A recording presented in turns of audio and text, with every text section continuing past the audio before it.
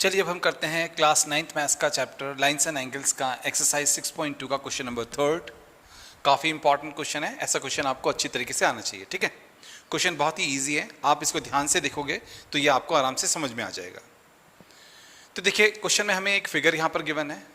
ठीक है, क्वेश्चन में हमसे कहा गया है ए बी जो है वो पैरेलल टू सी डी है, ए बी जो है वो पैरेलल टू सी डी है, ई एफ जो है वो सी डी के ऊपर परपेंडिकुलर है, ई एफ सी डी पर परपेंडिकुलर है, इसलिए यहाँ पर 90 डिग्री का एंगल है, ये 90 डिग्री का एंगल है। Angle G E D 126 degree का है। एंगल जी ई डी, ये जो एंगल है जी ई डी, ये 126 डिग्री का एंगल है। ठीक है, हमने एंगल ए जी ई, हमने एंगल ए जी ई इस वाले एंगल को फाइंड आउट करना है। फिर हमने एंगल जी ई एफ, हमने एंगल जी ई एफ इस वाले एंगल को भी फाइंड आउट करना है।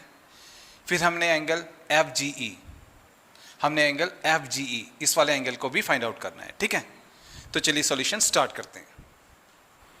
अब देखिए क्वेश्चन में हमें गिवन है A B parallel to C D है, तो उसको यहाँ पर लिख लेते हैं। हमें गिवन है A B parallel to C D, है ना, ये हमको गिवन है, तो उसके आगे हम गिवन लिख भी लेते हैं। अब देखिए ए बी जो है वो सी डी के पैरेलल है। ठीक है, एंड यहाँ पर हमको ये जेड बनता हुआ दिखाई दे रहा है।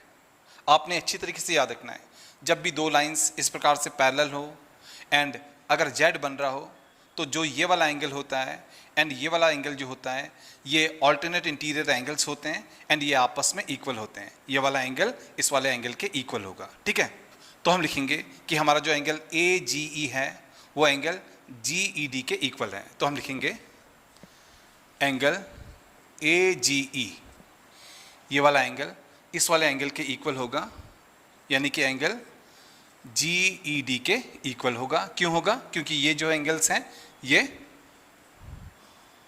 ऑल्टरनेट इंटीरियर एंगल्स हैं एंड लाइंस पैरेलल हैं, इसलिए ये लोग आपस में इक्वल होंगे, है ना। अब देखिए यहां पर है एंगल ए जी ई,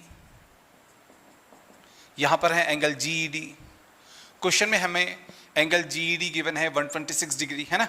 हमारा angle G E D 126 degree का है, तो हम जी ई डी की जगह पे लिखेंगे 126 डिग्री। तो हमारे पास में एंगल ए जी ई आ गया 126 डिग्री का। ठीक है, चलिए अब हम निकालते हैं एंगल जी ई एफ। अब हम निकालने जा रहे हैं एंगल जी ई एफ। अब देखिए जी ई एफ यहाँ पर ये एंगल है।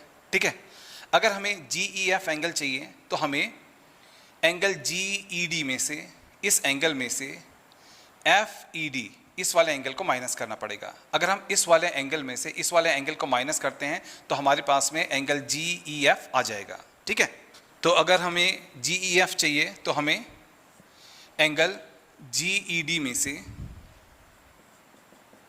माइनस करना पड़ेगा एफ ई डी, इस वाले एंगल को माइनस करना पड़ेगा। ठीक है,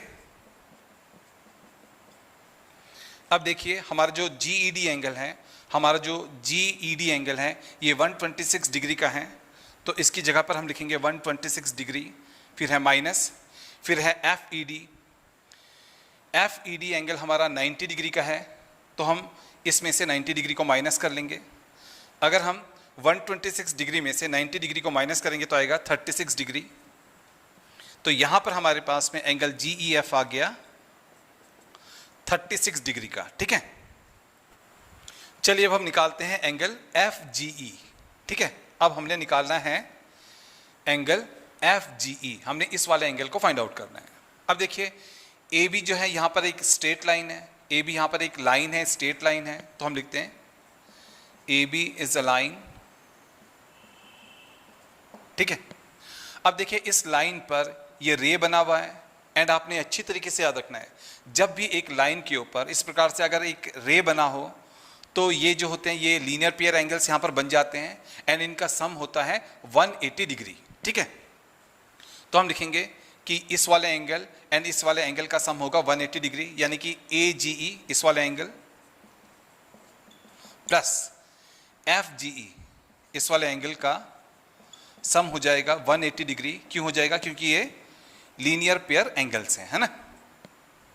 अब देखिए यहाँ पर है AGE। AGE एंगल हमने निकाला है 126 डिग्री का। AGE एंगल हमारा 126 डिग्री का है ना। तो इसकी जगह पे लिखेंगे 126 डिग्री, फिर प्लस में है एंगल FGE इक्वल्स टू में है 180 डिग्री। अब हम 126 डिग्री को ना लेफ्ट से राइट में लेकर के जाएंगे, तब लेफ्ट हैंड साइड में रह जाएगा FGE, राइट हैंड साइड में हो जाएगा 180 डिग्री माइनस 126 डिग्री, ये उधर जाकर के माइनस हो जाएगा, ठीक है। अब हम 180 डिग्री में से 126 डिग्री को माइनस करेंगे। 10 में से 6 गया तो आएगा 4, यहाँ पर बचेगा 7, 7 में से 2 गया तो यहाँ पर आएगा 5, 1 में से 1 गया तो आएगा 0, ठीक है। तो इसमें से इसको माइनस करने पर आ गया 54 डिग्री। तो हमारा जो एंगल FGE है ये 54 डिग्री का है, ठीक है। तो देखिए हमने AGE एंगल को भी निकाल लिया, हमने GEF एंगल को भी निकाल लिया, हमने FGE एंगल को भी निकाल लिया, ठीक है। इन तीनों एंगल्स को हमको फाइंड आउट करने के लिए कहा गया था। तो ये आ गया हमारे इस क्वेश्चन का फाइनल आंसर।